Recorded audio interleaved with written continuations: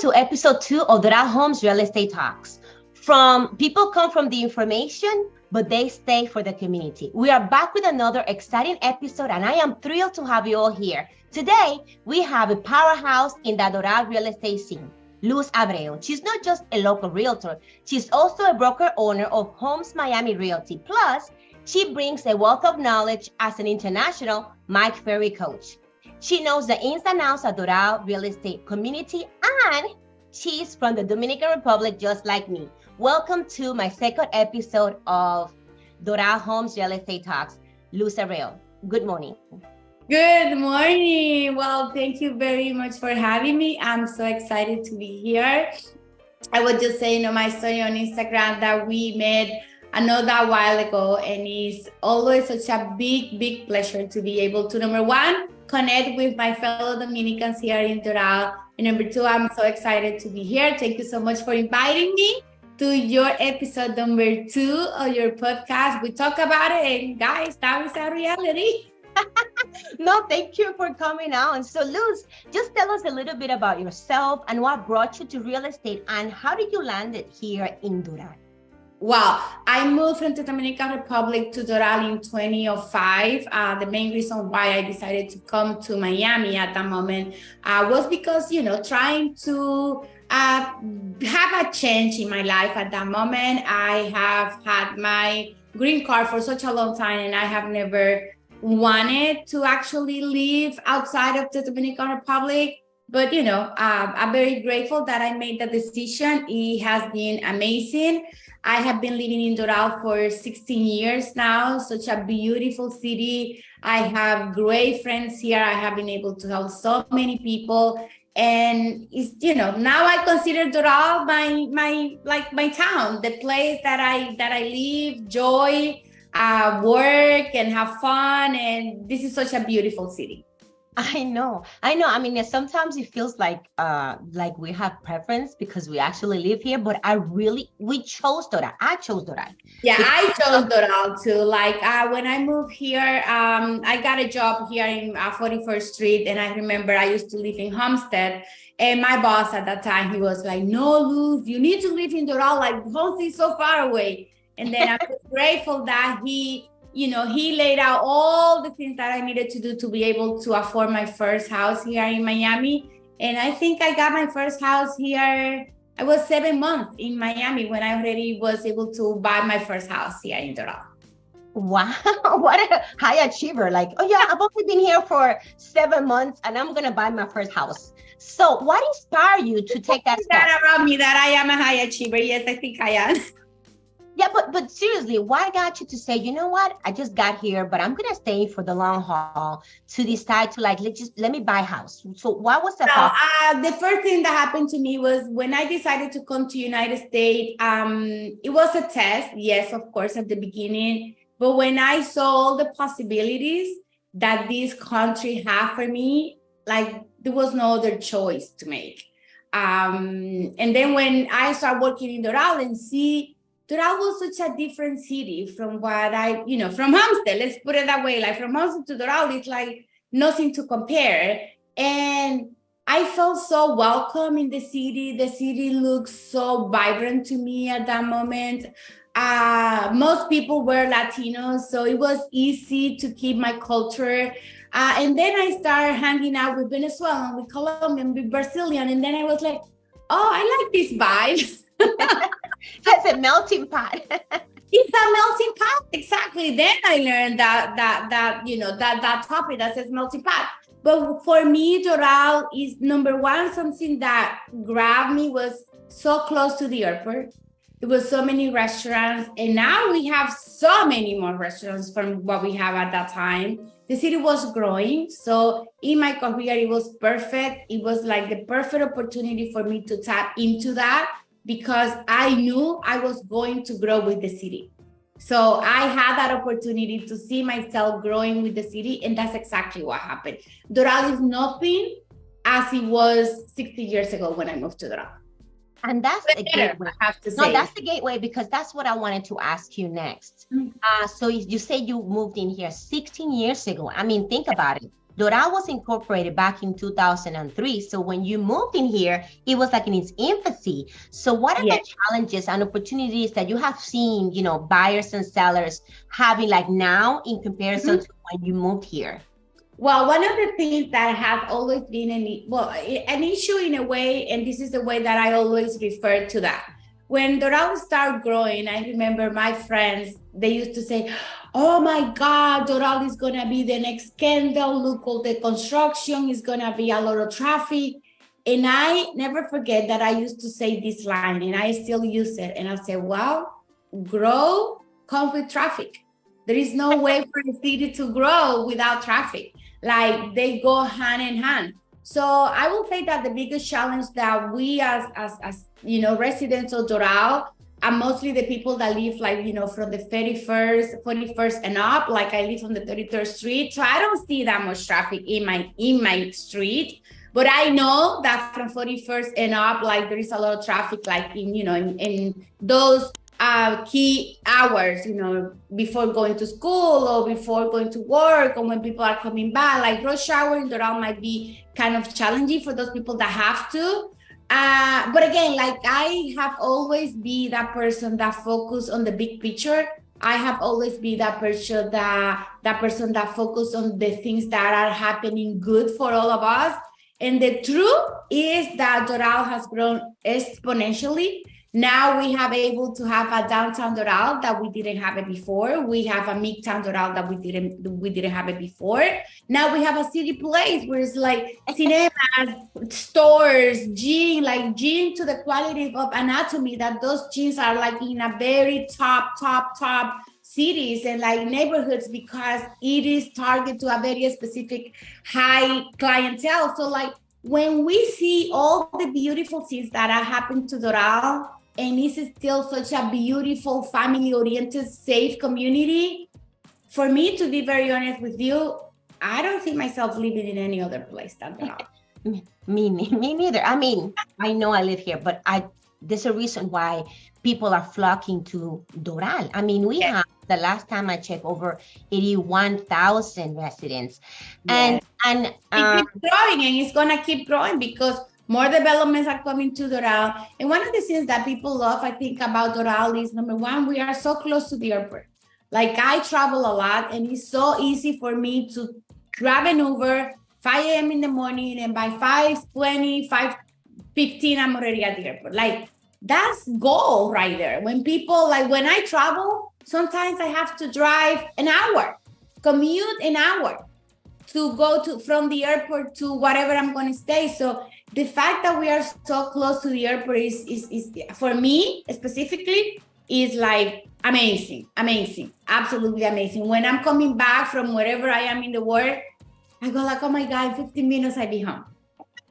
No, I mean, I know we take it for granted, or some people might take it for granted, but even when you live in a big city, 5 miles or 20 miles make a big difference in traffic. Oh, yes, We have the easy access with the turnpike or the freeway.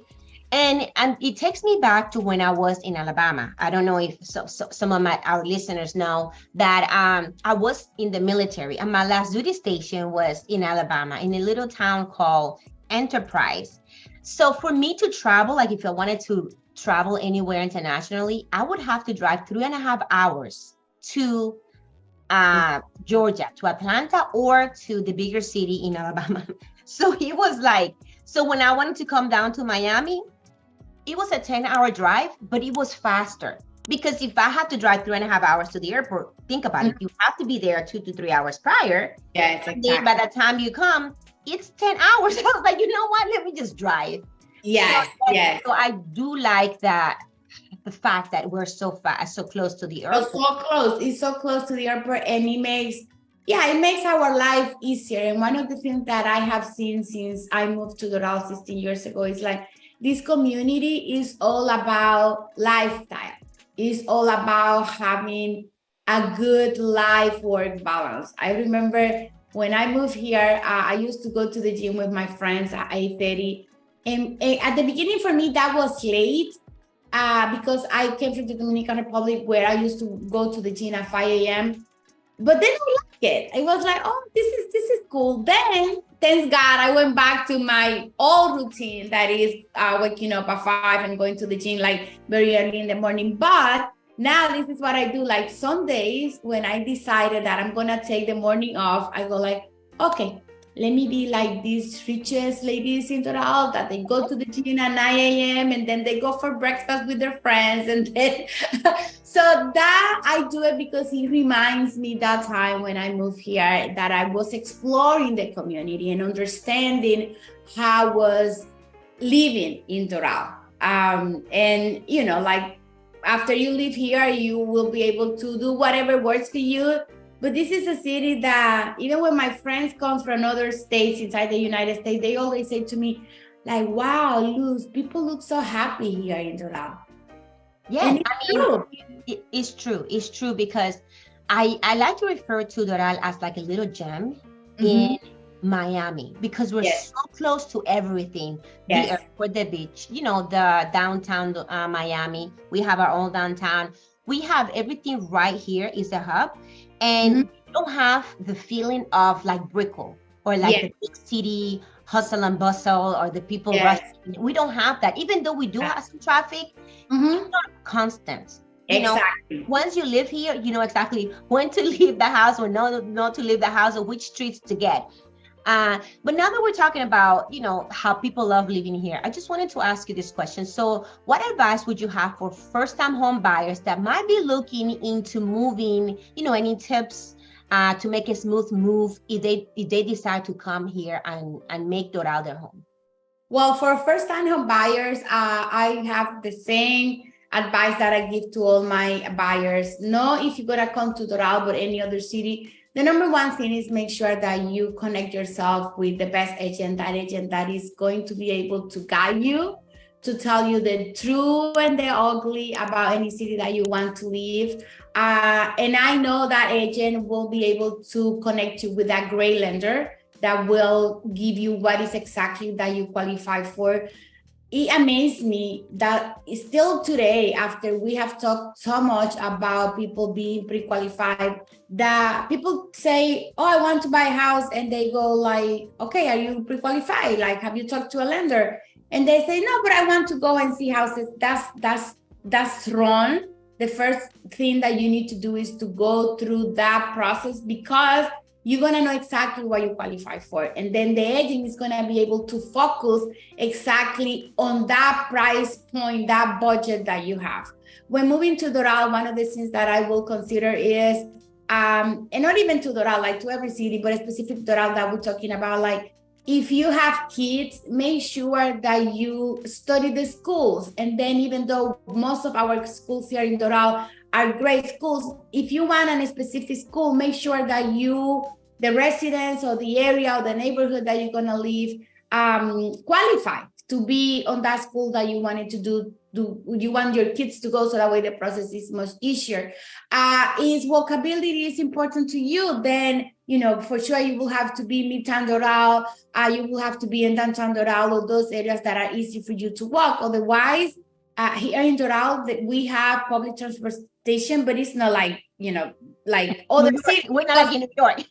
Exactly. It's not New York because, again, we are not New York and we never want to be New York. Let's put it that way. Not because New York is bad, but it's because it's a different vibe. Like, I love to go to New York. I love the walkability in New York, but we don't have that here in Doral. And that doesn't mean that New York is better and Doral is not, or vice versa.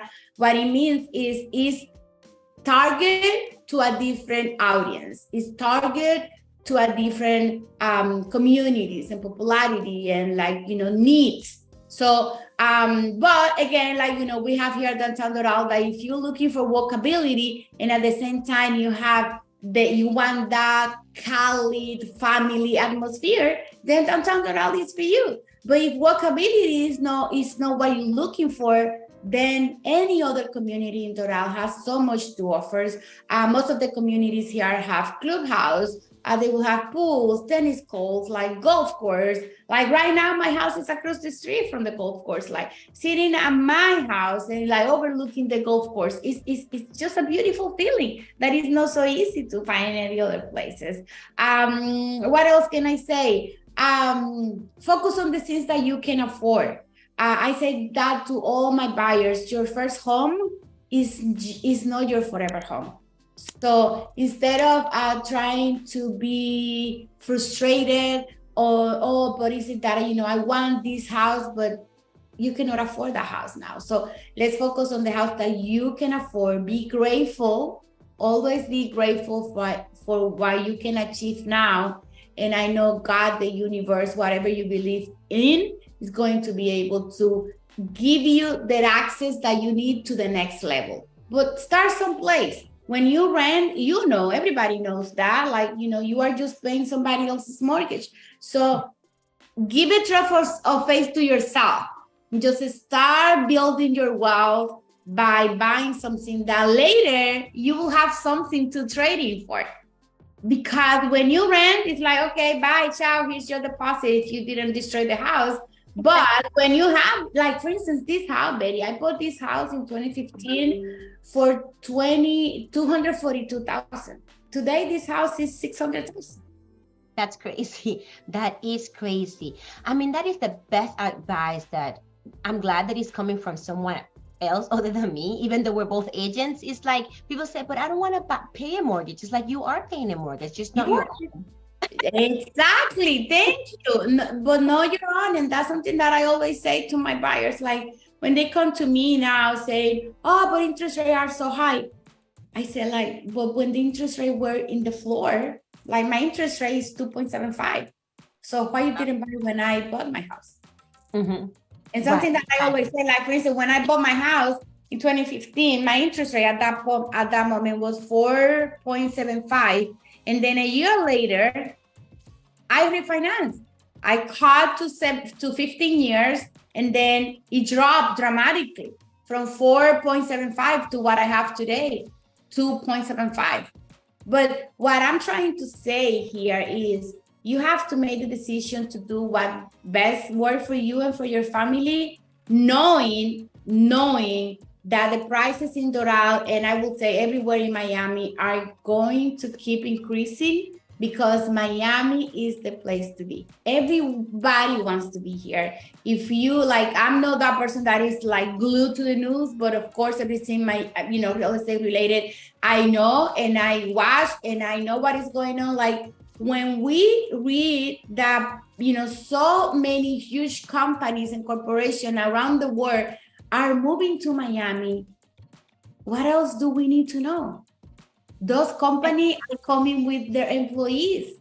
Those companies are going to create more jobs to our community. So what do you think is going to happen? The more money people make, the more they're going to elevate their lifestyles, and they need to buy a place to live. And that's not a magic pill. That is such a great point, because the truth is these major corporations have deep pockets. So they did their research for us. They did the research for us. So the fact that they're moving is because they know exactly where. Exactly. That's exactly what happens. For instance, when a corporation like Whole Foods is opening a store in a neighborhood, they did the homework, guys. When a big corporation like Fresh Market open up in a place, they already do their homework. Chick-fil-A, which is the only fast food that I eat. They were here, maybe 2 minutes from my house, in a very small, not very small, in a normal facility, I will say. Out of the sudden, they moved to a huge facility. Chick-fil-A is one of the fastest growing fast food company in America. How do you think they made the decision randomly to come, from a place that they have been? I've been here 16 years and they have always been in 107 and maybe 30th Street. And now they moved to 31st, to 41st Street, a huge facility. I know. I wish I had my little teddy bear. My little teddy bear, we were one of the first 100 visitors and they gave us this teddy bear. Oh my God, how cute. Love it. I'm gonna grab it. Let me show it to you. So again, when a corporation from that side, like I was able to, oh my God, that's so cool. I love it. Celebrate with us. That's beautiful. Thank you for sharing that. I was at an event for Tony Robbins Business Mastery, and then the CEO of the company was there. And like, wow, being able to listen to that guy and like telling us the story about his family and how they start that company and knowing where they are today is very impactful. And knowing that they are here in Doral and that they decided to, I get goosebumps because it's such a reality. It's such a truth that Doral is gonna keep growing. If you still are thinking about getting your piece of paradise in Doral, I will absolutely suggest for you to go and do it, because no one has a crystal ball, but I know for sure Doral is going places. And if they don't do it, they'd be like, wow, I wish I did. People, oh my God, like I have a client that during the pandemic, he was moving from Virginia, Washington, Virginia. And then at that moment was, the craziness that we have in 2020. So he said, you know what, Luz, I'm going to wait. Let's wait for next year. Let's just rent for now. Okay, whatever works for you. But, most likely the things are going to be more expensive next year. And then he said, like, no, everything is going to come down next year. Well, next year, when we were looking for houses, remember when we have 100 people in open houses and that the line, it was No, that gives me PTSD. I don't want to, that was so bad. Crazy, but you know what? I am so grateful and so proud of them that they were able to pull the trigger and we were able to find the perfect house for them.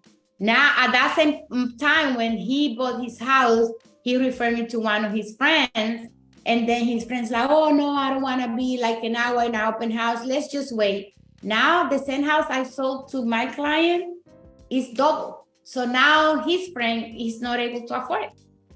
That's crazy. I just feel so bad. The cost of waiting. That's what I call. Not only that, it's just like, because we are the agents and we actually know the ins and outs of what's happening in the area, but sometimes it falls to deaf ears because they believe, they just want to get paid. They don't want to take it for face value. No, we're telling you what we know. Exactly. So this is so good that you're saying that. I agree. Like some, and I think that we as a real estate agents, that's something that is our responsibility to be able to show the clients that we are coming from contribution. And I know, some agents will go only because this going, they're going to get paid. But if you have that feeling, just read the agent's reviews and you will be able to see. If the agent has good reviews in Google, Osceola, whatever on the platform, people will say if they at any point felt that agent was only hunting their commission. Got you. Yeah, that's such a good advice. No, and that will give the client that certainty that you as a real estate agent are protecting the client, and the client is gonna feel like, yes, this person is coming from contribution. This person really wants for me to do the best I can for my family with the resources and situations that we have right now. Later, I always say to my clients, I understand that you want a bigger house now, but right now, maybe what you can afford is a 3-bedroom, 2-bathroom. So let's buy now this one, stop paying rent, and then 2 years from now, we will trade. Right. That bedroom, 2-bathroom, we will have something to trade. And then we're gonna go and buy the 4-bedroom or 5-bedroom or whatever the case you need. Or even better, what I will always suggest my client, if they can, if it's part of their, wealth goals, Rent it. Let's rent this one, and then let's go and buy another one as a primary residence. And then you are having a primary residence rate on the first one, but now that one becomes an investment. And then the next one is going to have the primary residence interest rate. So that's how you build wealth. And then at some point you will be able to retire and just live from your passive income. That should be the goal for all of us. That is such a great advice. Thank you so much. I mean, you've been doing this for a while, so I really look up to you. And one day I'll be just like Luz Abreu, guys. No. You are. Remember when we met? I told you, like, all of us, we have something to contribute, and I am so grateful that our paths were crossed and that we are building this great, supportive, and most importantly, that we are able and willing to collaborate to each other. So thank you so much for thinking about me, to having me on your podcast. I wish you all the best, and I hope to be invited back soon. We're going to celebrate 100 podcast. Oh my God, yes, I can't wait. So Luz, I remember when we first met, you say something to me. I don't remember the exact words. Maybe you can help me with this one. You say some people come for a season. Oh yes, Mel Robbins says people come to your life for a season, for a reason, or for a lifetime. Yes. And I hope that you came to my life for a lifetime, Betty. Yes, I hope that we came for a lifetime. That's exactly how I wanted to end it. So I want to be mindful and respectful of your time. Luz, thank you so much for coming on to my second episode of Doral Homes Real Estate Talks. Now, could you please tell our listeners, our viewers, if they're watching the replay on YouTube or here live on Facebook, where can they find you? My name is Luz Abreu. On Instagram, I'm Luz B. Abreu, and all my information is going to be there. Oh, thank you so much again, Luz, and catch you in the next time. Talk to you. Bye, guys. Well, this was our podcast. How was it, Betty? Oh my God, I loved it. Thank you so much, Luz, for coming on and telling us everything, and all of the little tips and tricks that you gave to first-time home buyers. Thank you so much, and see you in our 100th episode. Well, we're going to be there. Bye, Luz. See you guys.